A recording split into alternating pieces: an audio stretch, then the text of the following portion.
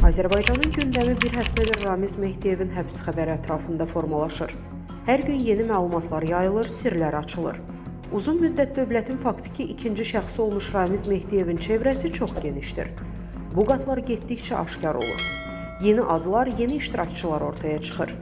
Oktyabrın 14-də Ramiz Mehdiyevlə bağlı məhkəmənin həbs qərarı çıxarması ölkədə böyük təlatüm yaradıb. Onun ittiham olunduğu maddələrə diqqət yetirdikdə məlum olur ki, sabiq administrasiya rəhbəri ölkədə dövlət quruluşunu zorla dəyişdirmək kimi ağır cinayət əməlinə təşəbbüs göstərib.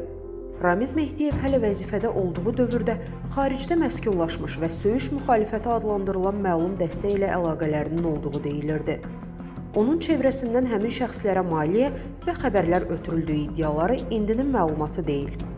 Ramiz Mehdiyevin daxildəki müxalifətlə də müəyyən əlaqələr qurduğuna dair şok edici bilgilər sıx-sıx yayılırdı. Məsələn, Ramiz Mehdiyevin xaricə bağlı QHT sədrləri, beynəlxalq media ilə bağlantısı olan jurnalistlərlə gizli əlaqələri barədə 7-8 il öncədən eşitmişdim. Belə çıxır, keçmiş administrasiya rəhbəri Rusiyaya bağlı olsa da, Bakıdakı qərb yönümlü şəbəkənin nümayəndələri ilə də əlaqə yaradıbmış. Əməkdar jurnalist Ayzər Ayxanın bu yazısının davamını şərh bölümündəki linkdən oxuya bilərsiniz. Əziz izləyicilər, xəbərlərdən məlumat əldə etmək üçün kanalımıza abunə ola bilərsiniz.